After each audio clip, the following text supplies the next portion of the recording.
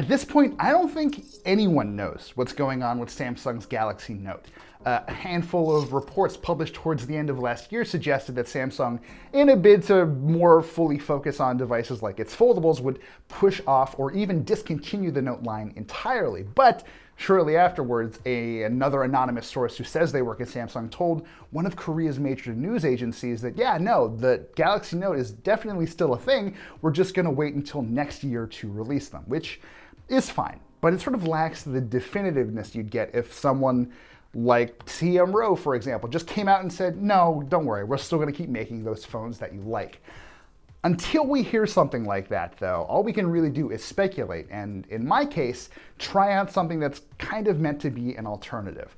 I'm talking, of course, about the Galaxy S21, which we reviewed a few weeks ago and actually really kind of enjoyed, but that's obviously only half of the equation. Samsung now sells a version of the S Pen, a $40 stylus specifically for the S21 Ultra, and more importantly, it also sells that pen with a case for an extra $30. So $70 total gets you something that kind of, sort of makes the S21 Ultra feel like a Galaxy Note, a proper Galaxy Note. It should be exciting, but after living with this thing for about a week, I gotta tell you, I'm not sold.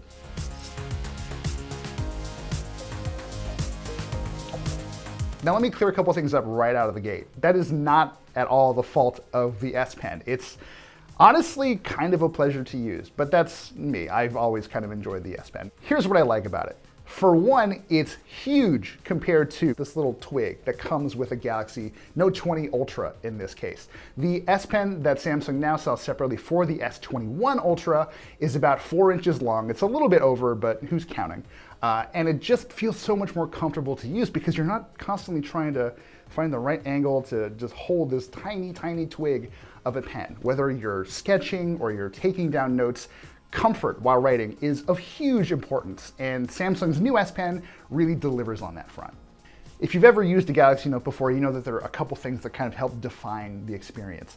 If you have an S Pen, for example, and you hold it within range of your phone, just above the display, the Wacom digitizer can tell the pen is there and sort of lets you see a cursor moving around. More importantly, when you're within range of that screen, just a couple millimeters above, you can click the button on the S Pen to bring up a palette of shortcuts so you can create new notes, launch apps like Pen Up, translate, make live messages, or capture a screenshot and use the S Pen to mark them up.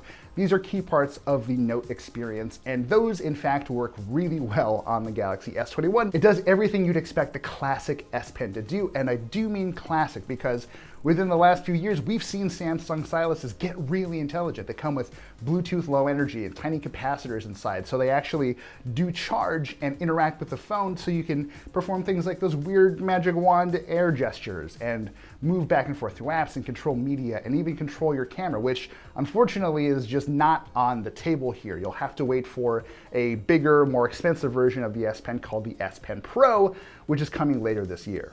But I'm getting ahead of myself. I'm one of those people who really feels like I kind of only process information and commit it to memory when I'm writing it down. So getting used to the S Pen and just sort of reacclimating to writing stuff down has been, for the most part, a pleasure on the S21 Ultra. And that's partially because in some important ways, there isn't a huge difference between what you get on this expensive smartphone and last year's expensive smartphone with the S Pen. The latency, Samsung says, is identical between the two if you're running the S21 Ultra's display at its fastest refresh rate, which didn't always seem to be the case. When I was writing our review, I was testing the S21 Ultra with this Lamy S Pen, which they gave out after an event.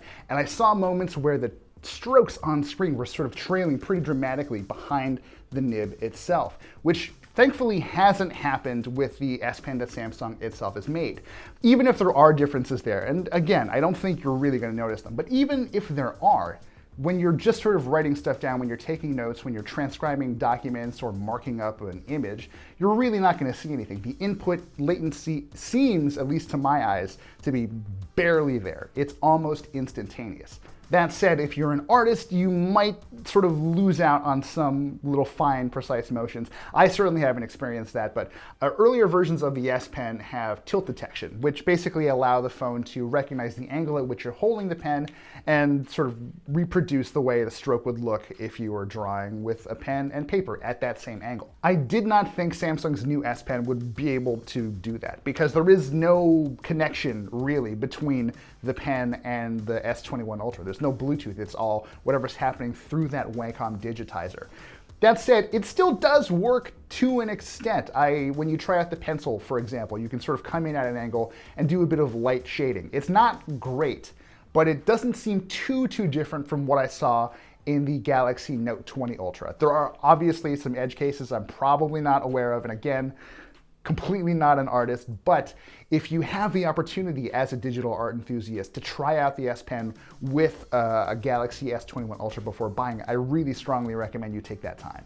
For the most part though, this thing just behaves the way you would expect an S Pen to, which in my book at least is a pretty significant compliment. I've used these things for years on and off, and I always really enjoy the time I spend with them, and that is very much the same here as well.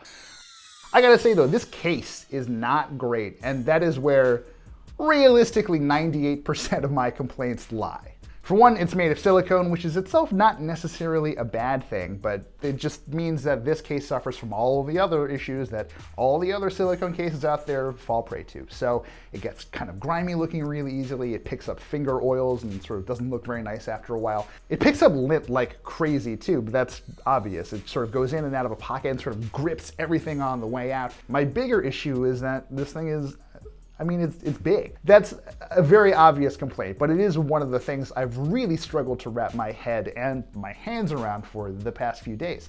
The Galaxy S21 Ultra is already a big phone, but throwing a case on it that gives it just like a couple extra millimeters of stuff on the side. Now, with that in mind, I do not know what Samsung really could have done.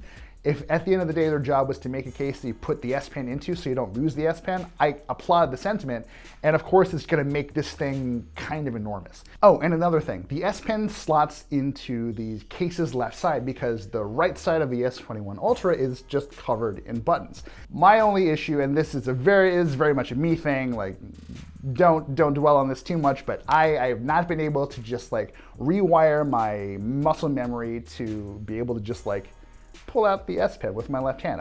It's a total dud. I can't do anything with it.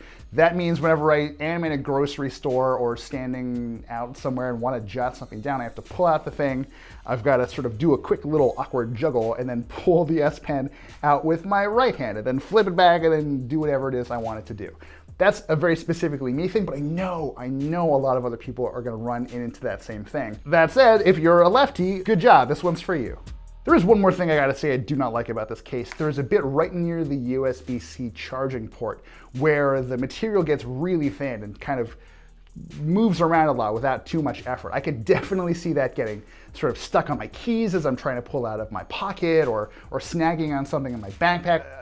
Just like a little extra material, Samsung, just like a little bit more would have made me feel a whole lot better. So at the end of the day, this case and this S Pen will, again, not magically turn your Galaxy S21 Ultra into a full-blown Galaxy Note, but it does get close in some important ways. If it were up to me, just ditch the case entirely, make a promise to yourself that you're not going to lose the S Pen, and buy a $40 S Pen.